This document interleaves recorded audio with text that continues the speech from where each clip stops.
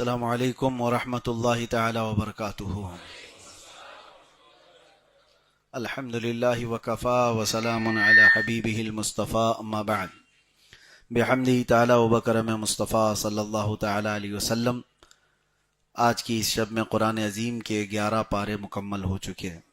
اللہ تبارک و تعالی بقیہ قرآن عظیم کو صحیح تجوید سے پڑھنے اور آپ سب کو سماعت کرنے کی توفیق عطا فرمائے۔ سورہ توبہ کا اختتامی حصہ اور اس کے بعد سورہ یونس اور سورہ ہود کا کچھ حصہ۔ سورہ ہود کے متعلق تو اللہ کے نبی صلی اللہ تعالی علیہ وسلم فرماتے ہیں، سورہ ہود نے مجھے بوڑھا کر دیا۔ اس سورہ کے متعلق اور سورہ توبہ کی جو آخری آیات ہیں وہ ہمارے لیے بہت ہی روح افزا ہیں، ایمان افزا ہیں۔ اللہ تبارک و تعالی نے یوں فرمایا، لقد جاءکم رسول من انفسکم عزیز علیہ ما عنتم حریص علیکم بالمؤمنین رؤوف الرحیم۔ اللہ اپنے حبیب پاک صلی اللہ علیہ وسلم کے متعلق فرما رہا ہے، بے شک تمہارے درمیان ایک ایسا رسول آیا جس کو تمہارا تکلیف میں پڑنا برداشت نہیں ہوتا۔ پہلی صفت میرے نبی کی یہ ہے، تمہارا تکلیف میں پڑنا رسول سے دیکھا نہیں جاتا۔ عزیز علیہ ما عنتم، یہ اور پھر حریص علیکم بالمؤمنین، اگر وہ تمہارے کسی چیز کے طلبگار ہیں تو صرف تمہارے ایمان کے طلبگار ہیں۔ رؤوف الرحیم، نہایت ہی نرمی کرنے والے، شفقت کرنے والے رسول تمہارے درمیان آئے۔ 3 چیزیں رسول اللہ کی بیان کی گئیں۔ تمہارا تکلیف میں پڑنا رسول کو گوارا نہیں۔ یہی تو بات ہے کہ ہر گھڑی میرے آقا صلی اللہ تعالی علیہ وسلم نے امتی امتی کہا ہے۔ جہاں جہاں حضور پاک صلی اللہ تعالی علیہ وسلم امت کے متعلق دعا کرتے، آپ دیکھیں اس کا بیک گراؤنڈ۔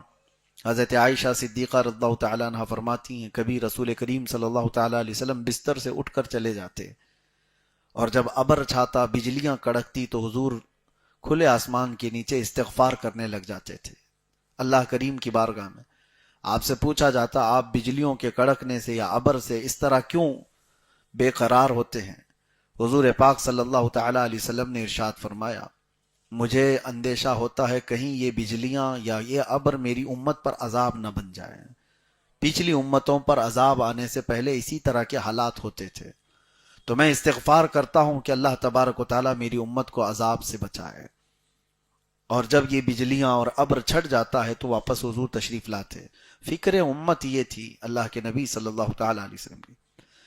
اس آیت کی تفسیر بڑی طویل ہے اور رسول کریم صلی اللہ تعالی علیہ وسلم کے متعلق یہ فرمایا کہ وہ نہایت ہی نرم دل اور شفقت کرنے والے ہیں۔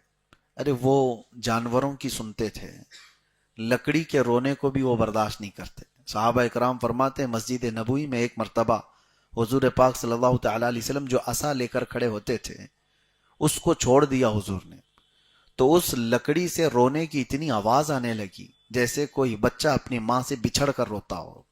صحابہ نے پوری مسجد میں آواز سنی، نبی پاک صلی اللہ تعالی علیہ وسلم ممبر سے اتر کر کے آئے اور پھر اس لکڑی کو اٹھایا اور پھر اس سے نہ جانے کیا چیزیں سنی، پھر اس کو واپس حضور پاک صلی اللہ تعالی علیہ وسلم نے اپنی جگہ پر رکھا تو خاموش ہوا۔ حضور فرماتے ہیں، یہ رونے لگا تو اس کا رونا مجھ سے دیکھا نہیں گیا، میں خطبہ چھوڑ کر اتر آیا۔ یعنی لکڑی کا رونا حضور کو گوارا نہیں۔ اور پھر اللہ کے نبی صلی اللہ تعالی علیہ وسلم فرماتے، میں نے اس سے کہا، کیا تو اس بات کو پسند کرتا ہے کہ میں تجھے واپس اسی شاخ میں جوڑ دوں جس شاخ سے تجھے نکالا گیا، یا اسی درخت میں، اور تو پھلدار درخت بن جائے اور ہمیشہ ہرا بھرا رہے، لوگ تیرے پھل سے نفع اٹھائیں؟ اس نے کہا، یا رسول اللہ صلی اللہ تعالی علیہ وسلم، آپ کی جدائی مجھ سے برداشت نہیں ہوتی۔ تو اللہ کے نبی صلی اللہ تعالی علیہ وسلم نے فرمایا، یعنی لکڑی اپنی اصل میں جانے کو تیار نہیں، جہاں سے وہ نکلا ہے، جس جگہ سے وہ حصہ نکلا ہے۔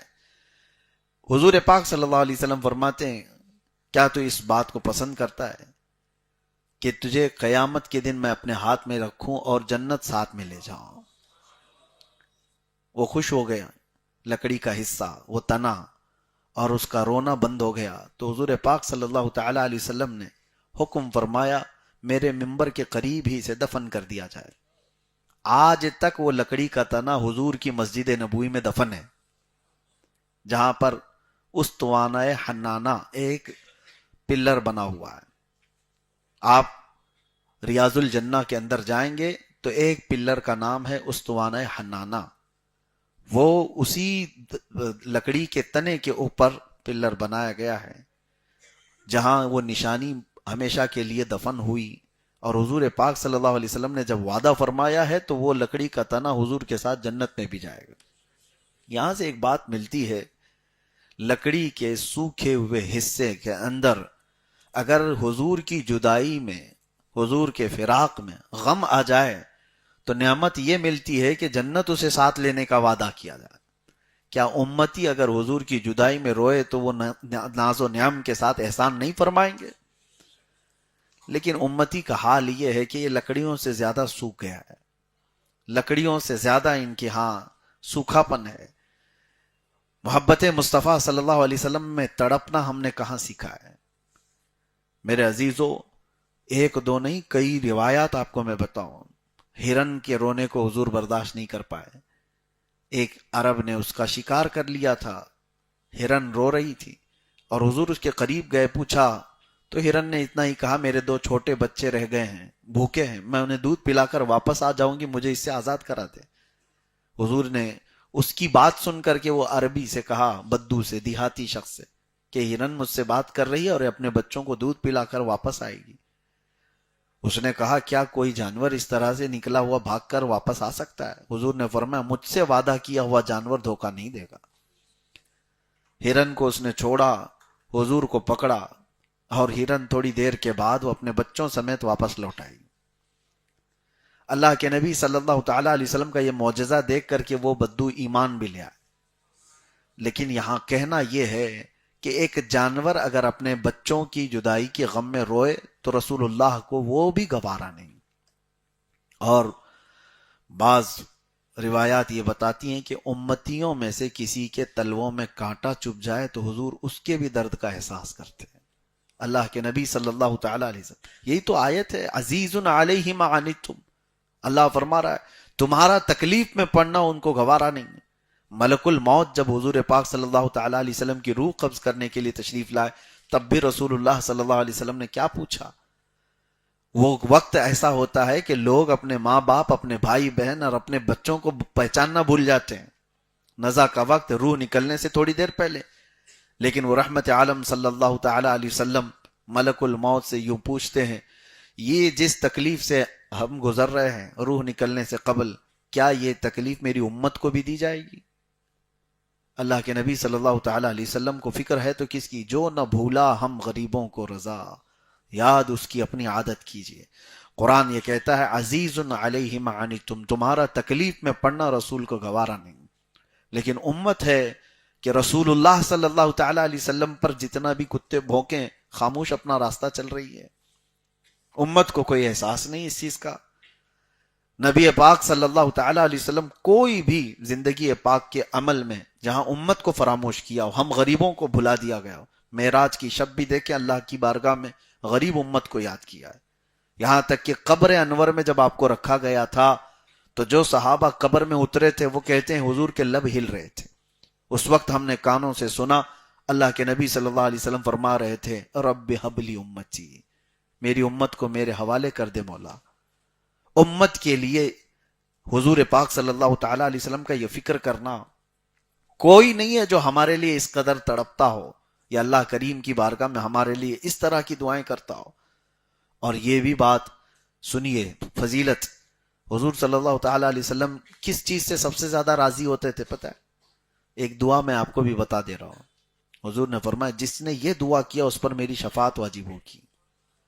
وہ کیا دعا ہے؟ بس یہ دعا ہے، اللہم ارحم امت محمد صلی اللہ علیہ وسلم رحمتا عامہ، اللہم اغفر امت محمد صلی اللہ علیہ وسلم مغفرتا عامہ، جس کا مطلب یہ ہوتا ہے، اے اللہ امت محمدیہ پر عام رحم فرما، اے اللہ امت محمدیہ کی عام بخشش فرما۔ جس نے یہ دو باتیں کی، امت کے لیے دعا کی، حضور فرماتے میری شفاعت ہے اس پر، امت کے لیے۔ یہ فکر امت اللہ کے نبی صلی اللہ تعالی علیہ وسلم نے، اور پھر یہ بھی فرمایا من لم یہتم بامرنا فلیس منا، جو اس حال میں صبح کیا کہ میری امت کے بارے میں کچھ سوچا نہیں، وہ میری امت میں سے نہیں ہے۔ تو کتنے ہیں جو ہم میں سے فکر امت میں ہیں؟ کون ہے جو تڑپتا ہے غریب امت کے لیے؟ ہم تو سیلفش ہو گئے آج کے دور میں، ہمارے اپنے اپنے معاملات میں ہم بزی ہو گئے۔ دنیا جاتی ہے کسی بھی کھائی میں، ہمیں اس کی کیا فکر۔ اب تو شہروں کے حالات ایسے، میں ابھی مہینے بھر قبل ایک گھر گیا تھا، اور باہر نکلنے کے بعد ان کے فلیٹ سے دوسرے فلیٹ کو دیکھا تو وہاں بھی مسلمان نام تھا۔ میں نے پوچھا یہ لوگ جانے پہچانے لگتے ہیں؟ تو انہوں نے کہا ہم تو یہاں 8 سال سے ہیں لیکن ابھی تک ان سے ہماری کوئی ملاقات نہیں۔ میں جانتا ہوں لیکن بغل میں جن کا گھر ہے وہ نہیں جانتے۔ یہ شہروں کی زندگیاں ہیں، یہاں پڑوس کا تصور ختم ہو چکا ہے۔ کئی دنوں تو ایسا ہوتا ہے کہ کوئی مر گیا، بہت دنوں کے بعد پتہ چلتا ہے کہ وہاں بلڈنگ میں سے کوئی انتقال کر کے چلا بھی گیا ہے۔ تو یہ معاشرہ تو رسول اللہ صلی اللہ تعالی علیہ وسلم کا دیا ہوا نہیں تھا۔ حضور فرماتے مثل المؤمن کمثل جسد اذا اشتكى عضو تداعى له سائر الجسد بالسهر والحمى، مومن کی مثال ایسے ہے جیسے ایک جسم کے اعضاء، سارے مومنین ایک جسم کے پارٹ ہیں، ایک عضو کو تکلیف ہو جائے تو پورے جسم میں بخار آنا چاہیے۔ سر درد ہے تو ایسا نہیں ہے کہ پھر باقی جسم اچھا ہی رہتا ہے، پورا جسم اس درد کی وجہ سے بے قرار رہتا ہے۔ انگوٹھے میں ٹھوکر لگ جائے لیکن کھانا اچھا نہیں لگتا۔ تو مومنین کی مثال ایسی ہے، ایک مومن کو اگر تکلیف ہو تو سارے مومنین تڑپنا چاہیے۔ فلسطین کے حالات دیکھیں، عراق ہو، شام ہو، یمن ہو، جل کر راکھ ہو گئے۔ آپ اندازہ کر سکتے ہیں 70,000 لوگوں کو قتل کر دیا گیا۔ یہ جینوسائیڈ کہا جاتا ہے اس کو، نسل کشی ہے۔ اور اس میں سے تقریباً 30,000 کے قریب وہ بچے جو ابھی کھلے بھی نہیں تھے، وہ اپنے باپ کی گود میں ختم ہو گئے۔ کیسے کیسے ان لوگوں کے چھیتڑے اڑائے گئے۔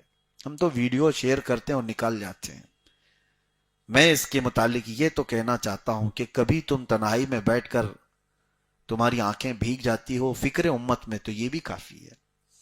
جا نہیں سکتے، مدد نہیں کر سکتے، تمہاری استطاعت نہیں، طاقت نہیں، تو کم از کم احساس تو کر سکتے ہو۔ اور جب احساس کے ساتھ، درد دل کے ساتھ تم پکارو گے اللہ کی بارگاہ میں کہ اللہ ان بچوں کی تکلیف دیکھی نہیں جاتی، یا رحمان ان پر رحم فرما، ان کی آزمائش کو ختم فرما۔ ویسے تو اجتماعی دعائیں، فارمیلٹیز بہت ہوتی رہتی ہیں۔ میں تو یہی سمجھتا ہوں، لوگ تو دعاؤں کے ہاتھ بھی اٹھاتے ہیں تو کھجاتے ہوئے ادھر سے ادھر، ان کے نہ تصور ہیں نہ خیالات ہیں، وہ تو ڈیوٹی کرنے آئے ہیں، ادھر ہاتھ اٹھائے، کب امام نیچے چھوڑا کہ وہ نکل گئے۔ یہ دعا ہے؟ دعا تو درد ہے، احساس ہے، اور اس طرح سے دعا کرو تو پھر دیکھو بار اجابت سے ٹکرا جائے۔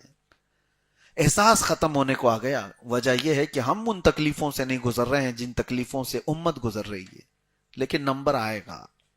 زیادہ دیر تک انتظار نہ کرو، نمبر آئے گا۔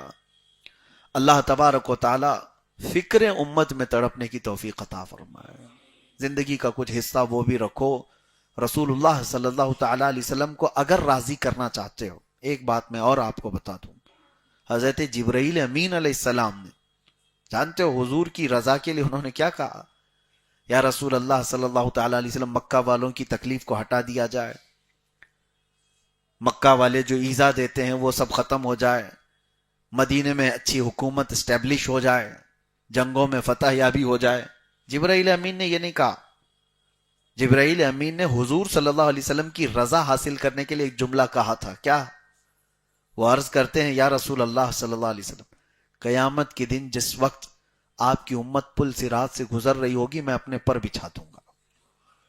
اللہ کے نبی صلی اللہ علیہ وسلم راضی ہو گئے، خوش ہو گئے۔ جبرائیل امین علیہ السلام نے امت کی بات کی، حضور راضی ہو گئے۔ امت کے لیے آپ جب بھی کچھ کرو اللہ کے نبی راضی ہوں گے۔ جس نے بھی امت کے بھلائی کا کام کیا، رسول پاک صلی اللہ علیہ وسلم کی رضا اس نے حاصل کر لیا۔ حتیٰ کہ تم راستے سے تکلیف دہ چیز کو بھی اٹھاؤ، امت تکلیف میں نہ آئے، حضور پاک کی رضا کا سبب ہے یہ۔ میرے آقا صلی اللہ تعالی علیہ وسلم کی رضا حاصل کرنے کا سب سے آسان طریقہ یہ، امت کی بھلائی کا خیال کرو۔ لوگ بڑے بڑے وظیفے، بڑے بڑے اعمال، بڑی بڑی عبادتوں میں مصروف ہیں، لیکن وہ فکر امت میں نہیں ہے، وہ خود اپنی فکر میں رہ گئے۔ تم جتنے بھی بلند بننے کے لیے وظیفوں کا سہارا لے رہے ہو، میں آسان طریقہ یہ بتا رہا ہوں، احساس اور درد تمہارے اندر ہو امت کا، تو پھر دیکھو رسول اللہ کی احسانات اور ان کی نوازشیں کیسی ہوتی ہیں، آپ کو اندازہ بھی نہیں ہوگا۔ ایک بزرگ ہیں حضرت شبلی رحمت اللہ تعالی علیہ، میں ان کی بات عرض کر کے اس آیت کے متعلق عرض کرتا ہوں۔ حضرت شبلی کے متعلق اس زمانے کے ایک اور بزرگ نے دیکھا خواب میں کہ رسول پاک صلی اللہ تعالی علیہ وسلم کی مجلس لگی ہوئی ہے اور حضرت شبلی اس مجلس میں آ رہے ہیں، تو نبی پاک صلی اللہ تعالی علیہ وسلم نے سب کو ہٹایا اور کہا شبلی تم میرے بغل میں بیٹھو۔ ان کو رسول پاک صلی اللہ تعالی علیہ وسلم نے بالکل اپنے پاس بٹھایا۔ تو وہ جس بزرگ نے حضرت شبلی کو خواب میں اس طرح سے دیکھا حضور کی بارگاہ میں، وہ بے چین ہو گئے کہ کیا عمل کرتا ہوگا شبلی، نبی پاک صلی اللہ تعالی علیہ وسلم کی بارگاہ میں اتنا قرب ہے۔ دوسرے دن اٹھے اور دوڑتے ہوئے وہ حضرت شبلی کو تلاش کر کے پہنچے اور جا کر کے ان سے ایک بات پوچھی کہ شبلی مجھے ایک بات بتاؤ، رسول پاک صلی اللہ تعالی علیہ وسلم کی بارگاہ میں تمہارا ایسا مقام ہے؟ انہوں نے یہ نہیں پوچھا کیا مقام ہے، کیا دیکھا، ان سے اس بزرگ نے پوچھا کہ صرف یہ بتاؤ تم کرتے کیا ہو؟ تو حضرت شبلی کہتے ہیں دو عمل ہے میرے، رات کو اس وقت تک سوتا نہیں جب تک امت کی بخشش کی دعا نہیں کرتا، امت محمدیہ کی بخشش کے لیے، ان کے اصلاح حال کے لیے دعا نہیں کرتا، اس وقت تک سوتا نہیں۔ دوسری چیز یہ ہے جو عمل میں آپ کو بتا رہا ہوں، الحمدللہ برسوں سے میرا بھی عمل ہے۔ حضرت شبلی فرماتے ہیں جب بھی فرض نماز سے فارغ ہوتا ہوں، سلام پھیرتے ہی میں سب سے پہلے یہ آیت پڑھتا ہوں، لقد جاءکم رسول من انفسکم عزیز علیہ ما عنتم حریص علیکم بالمؤمنین رؤوف الرحیم، یہ میرا عمل ہے۔ اور حضرت شبلی فرماتے ہیں اس عمل کی برکت یہ ہے کہ جب دل زیادہ مغموم ہوا ہم نے رسول اللہ کو خواب میں دیکھ لیا، الحمدللہ اس کا اثر ہے۔ جب زیادہ دل بے چین ہوا، ٹوٹا، حضور پاک صلی اللہ تعالی علیہ وسلم کی زیارت آپ کو میسر ہوگی۔ خلوص دل کے ساتھ اس کو پڑھیں، یہ نہیں کہ نبی کریم صلی اللہ تعالی علیہ وسلم کی زیارت کرنے کا ہی غرض، اسی مقصد کو لے کر کے ہی پڑھنے کا ایک مطلب ہی نہیں ہو۔ اللہ تبارک و تعالیٰ کا یہ کلام حضور کے افضلیت اور ان کی عظمت کے لیے ہے، آپ پڑھیں اور دیکھیں اس کے انعامات انشاءاللہ۔ بہرحال 11ویں پارے میں ایک اور آیت ہے جس کو میں آپ کے سامنے عرض کرتا ہوں۔ حضور پاک صلی اللہ تعالی علیہ وسلم نے صحابہ کو جنگ تبوک میں جانے کا حکم دیا تھا۔ جنگ تبوک جو ہے یہ بہت لمبا سفر طے کر کے ہونے والی ایک جنگ تھی، مدینہ طیبہ سے اس میں نکلے تھے، لیکن اتفاق ایسا کہ اس میں 3 صحابہ نہیں آئے تھے۔ وہ کون تھے؟ ان کے متعلق آیت آئی ہے قرآن پاک میں جو آج ہم نے تلاوت کیا۔ اس میں سے ایک صحابی حضرت کعب، انہوں نے بڑی طویل حدیث خود اپنا واقعہ بیان کیا ہے، یہ حدیث آپ کو سیاہ ستہ میں مل جائے گی۔ تو حضور پاک صلی اللہ تعالی علیہ وسلم جب جنگ میں تشریف لے گئے، جتنے طاقت والے لوگ ہیں، استطاعت والے لوگ ہیں، بغیر عذر کے ہیں، ان کو جانا واجب تھا۔ سفر چلتا رہا، لیکن 3 لوگ ایسے تھے مدینے میں وہ نہیں آئے۔ حضور نے ان کے بارے میں پوچھا بھی کہ فلاں بن فلاں کہاں ہے، فلاں بن فلاں کہاں ہے؟ تو صحابہ نے کہا ہم نے ان کو مدینے میں دیکھا تو تھا، بیمار بھی نہیں، صحت مند تھے، لیکن آئے کیوں نہیں پتا۔ اس کے بعد یہ حضرت کعب کہتے ہیں میری بات یہ تھی کہ ابھی جماعت نکل رہی تھی، صحابہ اکرام جا رہے تھے، سوچا ابھی تو یہ لوگ مدینے کے باہر ہی پہنچے ہیں، جا کر کے میں پا لوں گا، بہت جلدی ہی ان کو پکڑ لوں گا۔ پھر تھوڑا سو گئے، پھر سوچا دوسری منزل پہ پہنچے ہوں گے، وہاں تو میں آسانی سے پہنچ جاؤں گا، تیسری منزل تک پہنچے ہوں گے۔ وہ کرتے کرتے یہ اسی طرح سے وقت گزرتا گیا اور رسول اللہ صلی اللہ تعالی علیہ وسلم صحابہ کے ساتھ سفر پر نکل گئے، لمبا سفر ہو گیا.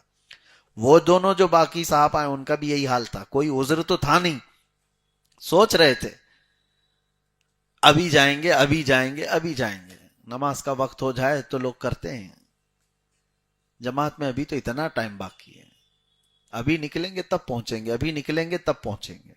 بہرحال تو حضور پاک صلی اللہ تعالی علیہ وسلم جب واپس آئے جنگ سے تو سب سے پہلے ان 3 لوگوں کو طلب کیا, کہاں ہیں فلاں بن فلاں فلاں بن فلاں. اس میں حضرت کعب جو بیان کرتے ہیں, گھبراہٹ تھی, ڈر تھا کہ ہم تو بغیر عذر کے نہیں گئے, ہیلا بہانہ کر سکتے تھے کہ کچھ نہ کچھ بہانہ کر لیں, بیوی بیمار, گھر کے معاملات کچھ خراب. لیکن حضرت کعب کہتے ہیں حضور پاک صلی اللہ علیہ وسلم نے جیسی پوچھا کہ کعب کس چیز نے تم کو روکا جنگ میں آنے سے, کیوں سفر میں ساتھ نہیں آئے؟ کہتے میں بہانہ بنا سکتا تھا لیکن اس سے میں کیا چھپاؤں جو دل کے حالات کو بھی جانتا ہو. رسول رحمت صلی اللہ تعالی علیہ وسلم کی بارگاہ میں کیا بیان چھپا سکتا ہوں؟ تو پھر انہوں نے صاف صاف بتا دیا, یا رسول اللہ سستی اور کاہلی نے مجھے روک دیا, میں نہیں آ سکا. ان دونوں سے پوچھا, ان کا بھی معاملہ وہی تھا, انہوں نے بھی صاف صاف بتا دیا کہ ہم آنے کو تیار تو تھے, اب تب کرتے ہوئے جماعت آگے نکل گئی صحابہ کی اور ہم رہ گئے. حضور پاک صلی اللہ تعالی علیہ وسلم نے کیا فرمایا؟ پورے مدینے والوں کو حکم ہوا کہ ان تینوں کا مکمل بائیکاٹ کر دیا جائے, ان سے کوئی نہ ملاقات کرے گا, نہ ان کے ساتھ کوئی لین دین, کھانا پانی کچھ نہیں ہوگا. اور صحابہ اکرام رضوان اللہ تعالی علیہ مجمعین وہ حضور کی بات پر تو ایسے عمل کرنے والے, وہ سیسا پلائی دیوار تھے. ایک حکم آ جانے پر 50 سال پرانی شراب کے مٹکے توڑ دیے تھے. وہ صحابہ کی بات ہے, حکم آ گیا تو پھر اس کے بعد وہ نہیں دیکھتے. میں آپ کو صرف اتنی بات بتاتا ہوں, حکم پر عمل پیرا ہونے کا طریقہ صحابہ کا کیا تھا. عبداللہ بن رواحہ رضی اللہ تعالیٰ ایک صحابی, حضور پاک صلی اللہ علیہ وسلم مسجد نبوی میں بیان کر رہے تھے, اسی اسنا میں جو لوگ کھڑے ہوں گے حضور نے فرمایا بیٹھ جاؤ بیٹھ جاؤ. حضور کی آواز آئی, جو کھڑے ہوں گے ان کے لیے. عبداللہ بن رواحہ اپنے گھر سے نکلے ہوئے ابھی گلی میں تھے, جمعہ کے لیے مسجد میں آ رہے تھے, ان کے کانوں میں حضور کی آواز آئی, وہ گلی میں ہی بیٹھ گئے, وہیں بیٹھ گئے. تو لوگوں نے ان سے کہا کہ عبداللہ, رسول اللہ صلی اللہ تعالی علیہ وسلم وہ مسجد میں موجود لوگوں سے فرما رہے ہیں کہ بیٹھ جاؤ. حضرت عبداللہ بن رواحہ کہتے ہیں میرے کانوں میں رسول اللہ کی آواز آ گئی بیٹھ جاؤ, اگر میں کھڑا رہا اس کے بعد تو پھر غداروں میں شمار نہ ہو جائے, نافرمانوں میں میرا شمار نہ ہو جائے. اور اس کے بعد ایسی ہی گھسٹتے گھسٹتے مسجد تک آئے, کھڑے نہیں ہوئے. تو صحابہ کے عمل کا طریقہ تو یہ تھا, ایک بار اگر کہہ دیا جائے بائیکاٹ تو یہ نہیں کہ چوری چھپے کوئی بات کر لی جاتی, نہیں, وہ تو اتنے سخت تھے معاملات میں. انس بن نزیر ایک صحابی ہیں, حضور صلی اللہ علیہ وسلم ان کے گھر گئے اور راز کی کچھ باتیں ان سے ہوتی تھی. مکہ سے ایک لیٹر آیا تھا, جنگوں کی تیاریاں کر رہے تھے مکہ والے, اس میں لکھا ہوا تھا کہ کیا کیا تیاریاں ہو رہی. حضور صلی اللہ علیہ وسلم نے انس بن نزیر سے کہا پڑھ کے سناؤ, تو انہوں نے پڑھا, سنایا, اور حضور نے فرمایا بند کرو, یہ تیرے اور میرے بیچ میں راز ہے, کسی کو بتانا نہیں. ہو گئی بات, یہ فائنل ہے.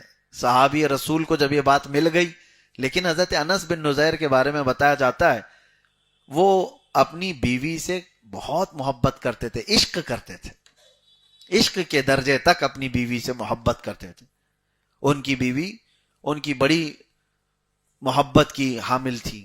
بہرحال ہوا یہ کہ رسول پاک صلی اللہ علیہ وسلم جیسے ہی ان کے گھر سے گئے, ان کی بیوی سامنے آئی.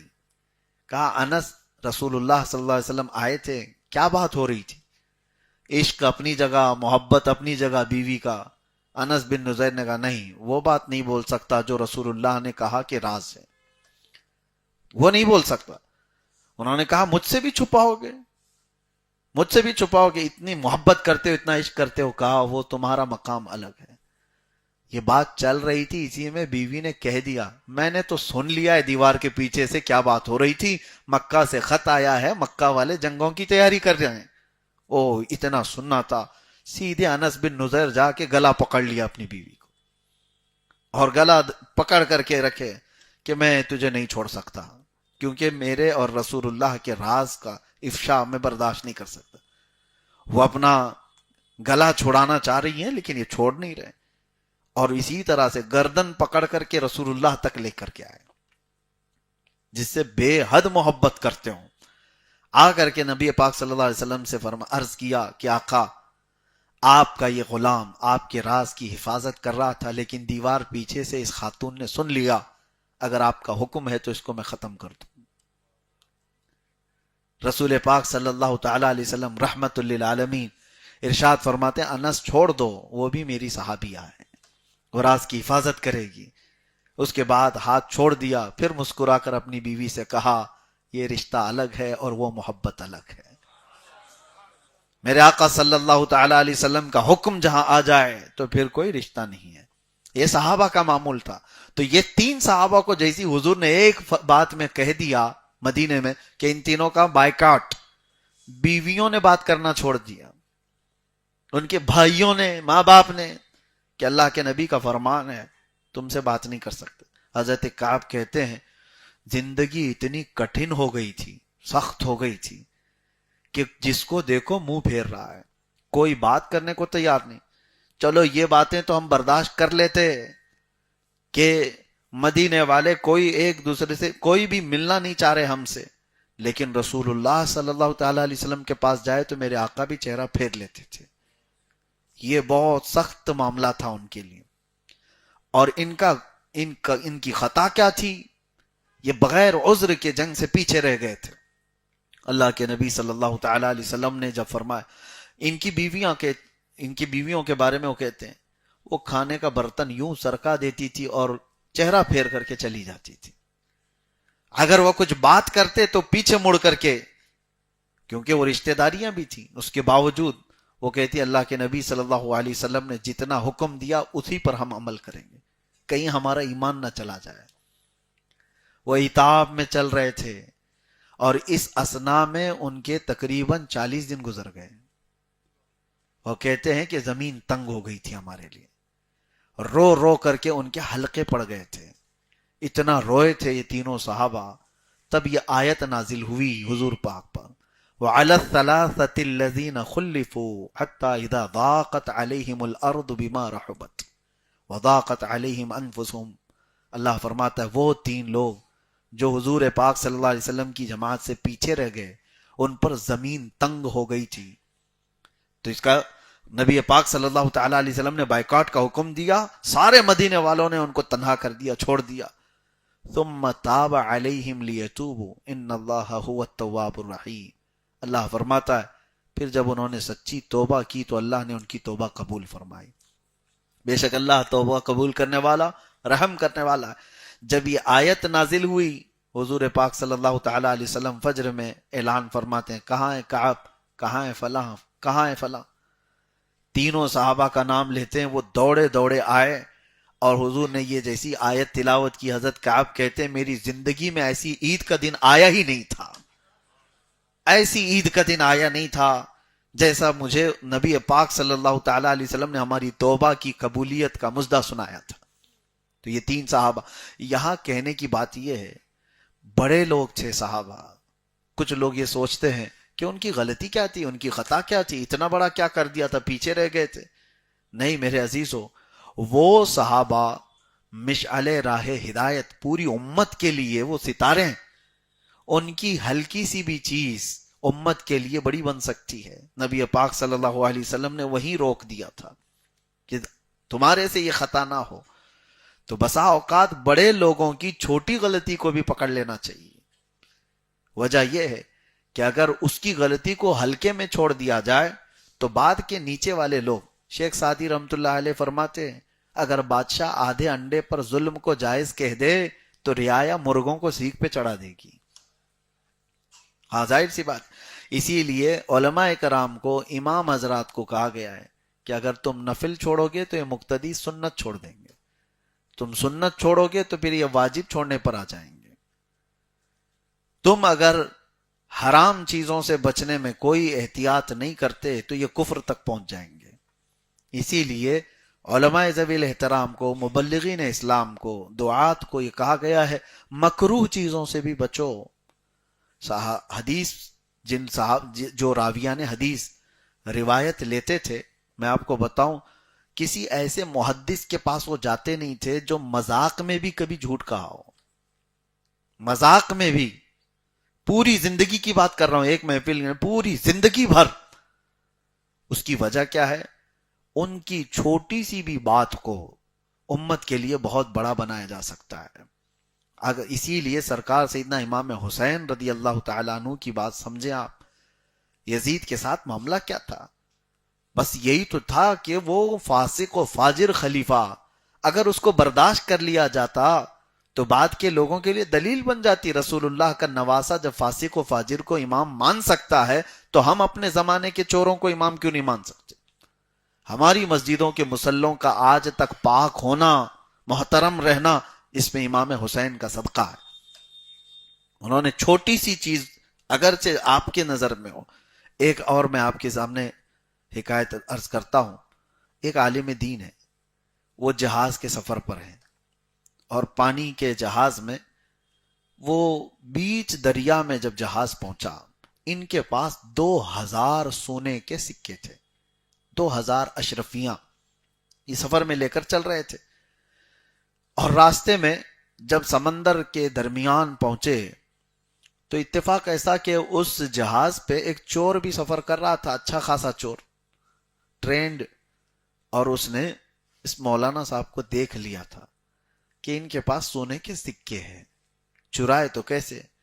اور جب سمندر کے بیچ پہنچ جائے جہاز تو نہ کسی کے آنے کا اندیشہ نہ کسی کے باہر جانے کا, جو ہے جہاز میں. تو اس نے ایک ہیلا اپنایا. اس نے کیا کیا, اچانک رات کو واویلا مچانا شروع کر دیا. ہائے افسوس, میرے 2000 سکے کسی نے چرا لیے, میرے سونے کے 2000 اشرفیاں کسی نے چوری کر لیا. کون؟ یہ چور نے اعلان کرنا شروع کیا. اور اتنا رویا کہ سارے لوگ اس کو آ کر کے تسلی دینے لگے. پھر جو لیڈر تھا اس سے کہا گیا کہ دیکھو اس غریب کے کسی نے 2000 سکے چوری کر لی. اب یہاں سے کوئی بھاگ تو سکتا نہیں, جہاز میں جو ہوگا چوری کیا ہوا وہ اسی اندر ہوگا, یہی ہوگا, چرایا ہوا مال بھی یہی ہوگا.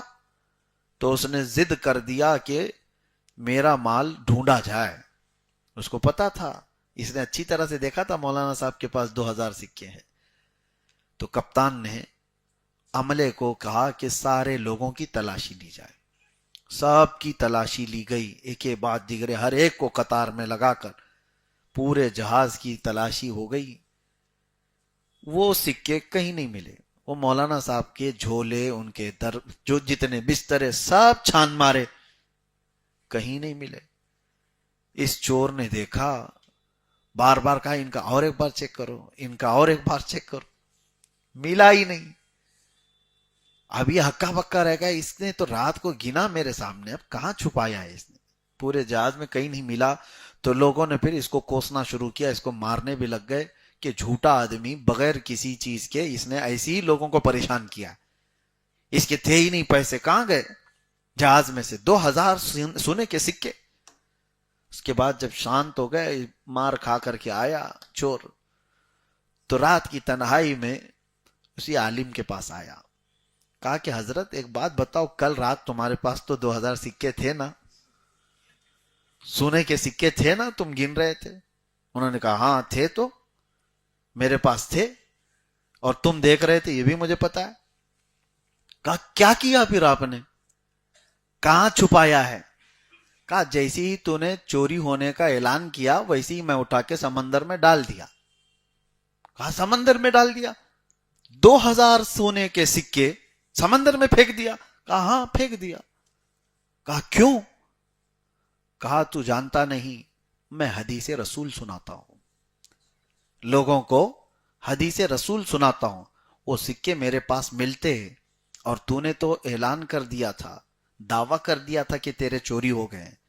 میرے پاس ملتے, مجھے صفائی دینے میں پتہ نہیں کتنے وقت لگتا, تیرے ہیں یا میرے ہیں, یہ کورٹ میں جاتے, عدالت میں جاتے, کم از کم اتنا تو ہوتا کہ تہمت میرے اوپر چوری کی لگ گئی ہوتی, میرے اوپر چوری کی تہمت تو لگ گئی ہوتی, اس کا صفایا بعد میں ہوتا کہ میں لایا کہ تو لایا. اور میں اس تہمت سے بچنے کے لیے اپنے سکے اٹھا کے پھینک دیا کہ کل کو کبھی میری حدیث رسول سنانے پر لوگ یہ نہ کہیں کہ جس پر چوری کا الزام تھا وہ رسول کی حدیث کیسے سنا سکتا ہے. میں اس تہمت سے بچنے کے لیے وہ سکے اٹھا کر پھینک دیا. میں اور حیرت کی بات آپ کو بتاؤں، یہ مولانا صاحب، یہ عالم دین کوئی اور نہیں، وہ امام بخاری تھے، جن کی بخاری شریف اصح الکتب بعد کتاب اللہ، اللہ کی کتاب کے بعد سب سے زیادہ صحیح کتاب اس روئے زمین پر کوئی ہے تو بخاری شریف ہے. تو میرے عزیزو، بڑے لوگوں کی چھوٹی چیز کے لیے بھی بہت خیال کرنا ہوتا ہے، بہت احتیاط. اسی لیے بزرگان دین حضرت امام اعظم ابو حنیفہ رحمۃ اللہ تعالی علیہ کے متعلق یہ بتایا جاتا ہے، آپ چل رہے تھے، ایک 8 سال یا 10 سال کے بچے کو کیچڑ میں چلتے ہوئے دیکھا، پھسل رہا تھا، تو آپ نے اس سے کہا بیٹا سنبھل کے چل، سنبھل کر کے چل. اس بچے نے آپ کو جواباً کہا امام اعظم ابو حنیفہ سے کہ حضور میں گروں گا میری ہڈی ٹوٹے گی، اس سے زیادہ کچھ نہیں ہوگا، آپ سنبھل کے چلو، آپ گرو گے تو پیچھے پوری امت گر جائے گی. امام اعظم فرماتے ہیں اس کا یہ جملہ میں نے زندگی بھر اپنے درس کے لیے رکھ لیا. ہوتا یہی ہے میرے عزیزو، صحابہ کرام پر میرے آقا صلی اللہ علیہ وسلم نے جو سختی فرمائی تھی اس کی وجہ یہی ہے کہ قیامت تک آنے والی امت یہ صحابہ کو فالو کرنے والی ہے. ان کی کسی بھی ہلکی سی چیز کو بھی دیکھ کر کے امت اگر اسی راستے کو فالو کرے گی تو کیا ہوگا؟ تھوڑا ہلکا کج یا ہلکا ٹیڑھا پن بھی حضور نے ان کے اندر باقی رہنے نہیں دیا. صحابہ کو اتنا مکمل بنا دیا گیا تھا کہ قیامت تک پیدا ہونے والے سب سے اچھے لوگ جو تھے ان سب کو اللہ نے چن کر کے رسول اللہ کا صحابی بنایا. اسی لیے ہم فجر کے بعد صحابہ کی سیرت بھی عرض کر رہے ہیں. آپ کو حدیث میں نے بتایا تھا کہ اللہ کے نبی نے فرمایا میرے صحابہ ستاروں کی مانند ہیں، تم جس کی بھی پیروی کرو گے ہدایت پا جاؤ گے. یہ آیتیں تھی. بہرحال ایک اور چیز میں آپ کو بتا دوں، اللہ تعالیٰ نے ایک ایسی مسجد کا بھی ذکر کیا ہے اس میں جس کو ڈھانے کا حکم دیا گیا تھا، مسجد ضرار. والذین اتخذوا مسجدا ضرارا کفرا وتفریقا بین المؤمنین وارصادا لمن حارب اللہ ورسولہ. اللہ تعالیٰ اس میں فرماتا ہے کہ وہ لوگ جنہوں نے مسجد ضرار بنائی. یہ کیا تھی مسجد ضرار؟ کچھ منافق تھے مدینہ طیبہ میں، رسول اللہ صلی اللہ تعالی علیہ وسلم کے پاس آتے تھے لیکن ان کو پورا چانس ملتا نہیں تھا کہ اپنی تنہائی میں میٹنگ کرنے کے لیے حضور کے خلاف، اسلام کے خلاف. وہ چھپے ہوئے کافر کو کیا کہتے ہیں؟ چھپے ہوئے کافر کو منافق کہتے ہیں. چہرہ اس کا سب کچھ مسلمانوں کی طرح، نماز بھی پڑھتا ہوگا، سب کچھ کرتا ہوگا، لیکن اندر سے وہ کافر ہے، اس کو منافق کہتے ہیں. تو انہوں نے آ کر رسول اللہ صلی اللہ علیہ وسلم سے یوں کہا کہ ہم بڑے دور رہتے ہیں محلے میں، وہاں سے مسجد نبوی آنے میں ہم کو لمبا وقت لگ جاتا ہے اور آنے جانے کی تکلیفیں ہیں، لہٰذا ہم کو ایک الگ مسجد بنانے کی پرمیشن دیجیے، الگ ہم ایک مسجد بنا لیں. رسول پاک صلی اللہ تعالی علیہ وسلم سفر پر جا رہے تھے، ان لوگوں نے مسجد بنا لی، لیکن ان کا مقصد دوری کی وجہ نہیں تھی. مسجد نبوی تو صحابہ کہاں کہاں سے آتے تھے، کھیتی باڑی کرنے والے صحابہ بھی آتے تھے جو مدینے کے باہر رہتے تھے، لیکن یہ لوگ مدینے سے بہت دور نہیں تھے. مسجد قباء جہاں پر آج ہے بنی ہوئی ہے اس کے قریب ہی انہوں نے ایک الگ مسجد بنا لی، لیکن وہ میٹنگ کا ایک اڈا تھا، فتنوں کا ایک اڈا تھا، وہ مسجد نہیں تھی. اس میں بیٹھ کر کے رسول اللہ صلی اللہ تعالی علیہ وسلم کے خلاف منصوبے بناتے تھے، اسلام کو کمزور کرنے کے منصوبے وہاں پر بنائے جاتے تھے. تو اللہ تعالیٰ نے اپنے نبی سے حکم دیا کہ اس مسجد کو ڈھا دیا جائے، جلا دیا جائے، ختم کر دیا جائے. تو وہ مسجد ضرار اس لیے کہلاتی. اللہ کے نبی صلی اللہ تعالی علیہ وسلم نے حکم دیا صحابہ کو کہ اس طرح کا فتنوں کا اڈا اگر مسجد کی شکل میں ہو تو اس کو ختم کر دیا جائے. اس کو ہٹا دیا گیا اور وہاں پھر کبھی بھی آج تک مسجد نہیں بنائی گئی، تو اس کو مسجد ضرار کہا گیا. آج بھی ہم یہ کہتے ہیں کہ جو مسجد نبی پاک صلی اللہ علیہ وسلم کی گستاخی سکھاتی ہو وہ مسجد نہیں، وہ مسجد ضرار ہے، مسجد ضرار ہے. حالانکہ مسجدیں اللہ کی عبادت کے لیے ہیں، اللہ کی عبادت کے لیے. وہ لوگ بھی اللہ کی عبادت کے لیے مسجد شروع کیے تھے، لیکن وہاں کر کیا رہے تھے؟ نبی پاک سے بغض اور عداوت. آج کے زمانے میں بھی جو حضور کی محبت سے دور کرنے والے جس مسجد میں بھی پیغامات ہوتے ہوں وہ مسجد نہیں ہے، وہ مسجد ضرار ہے. ایسی مسجدوں میں نہ جائیں جہاں رسول اللہ صلی اللہ تعالیٰ علیہ وسلم سے دور کیا جاتا ہو، ان کو عام بشر کہا جاتا ہو، بڑے بھائی کے برابر کہا جاتا ہو، پیٹھ پیچھے کا علم نہیں ہے یہ کہا جاتا ہو، ان کا خیال آنا گدھے اور بیل کے خیال سے بدتر کہا جاتا ہو، نعوذ باللہ من ذالک، ان ممبروں سے جہاں رسول اللہ کی شان میں بھونکا جاتا ہو، وہ مسجد کہاں ہے؟ وہ مسجد ضرار ہے، مسجد وہ ہے، اعلیٰ حضرت فرماتے ہیں واللہ ذکر حق، یعنی ذکر خدا جو ان سے جدا چاہو نجدیو، یعنی اللہ کا ذکر کرنا چاہتے ہو اور حضور کو چھوڑ کر کے، ذکر خدا جو ان سے جدا چاہو نجدیو، واللہ ذکر حق نہیں کنجی سقر کی ہے، سقر کہتے ہیں جہنم کو۔ تو خالص اگر کوئی یہ کہتا ہے کہ نہیں میں اللہ اللہ کرنے کے لیے یہ بنایا ہوں، نبی کا یہاں کوئی تذکرہ نہیں ہوگا، اعلیٰ حضرت فرماتے ہیں یہ تو جہنم کی کنجی ہے۔ شیطان بھی اللہ کو مانتا تھا لیکن رسالت کا انکار کیا۔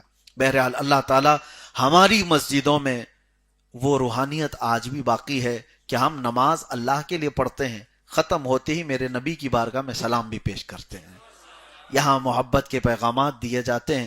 ہماری شروعات ہوتی، کبھی محفلیں ہوں، کوئی بھی مجلس ہو، محفل ہو، نعت پاک مسجد میں پڑھی جاتی ہے، نبی پاک کی شان مسجد میں بیان ہوتی ہے، اور نمازوں کے بعد رسول کریم صلی اللہ تعالی علیہ وسلم پر اجتماعی طور پر سلام اور درود بھیجنے کا ہمارا معمول ہے یا نہیں؟ آج بھی ہر نماز کے بعد ہمارے یہاں امام کیا کہتا ہے؟ ان اللہ وملائکتہ یصلون علی النبی یا ایھا الذین آمنوا صلوا علیہ وسلموا تسلیما، اللہم صل علی سیدنا محمد وعلی آلہ وصحبہ وبارک وسلم۔ حالانکہ کوئی یہ کہتا کہ یہ درود یہاں کیوں پڑھ رہے ہو، اللہ کی عبادت کرو مسجد میں، رسول کا یہاں کیوں ذکر ہے؟ نہیں، تمہاری نمازیں کمپلیٹ نہیں جب تک رسول پر سلام نہیں بھیجتے۔ اللہ تبارک و تعالی اسی عشق کے ماحول میں زندگی عطا فرمائے اور گمراہ کفار بددین لوگوں سے ہماری حفاظت فرمائے۔ وآخر دعوانا ان الحمد للہ رب العالمین۔ السلام علیکم۔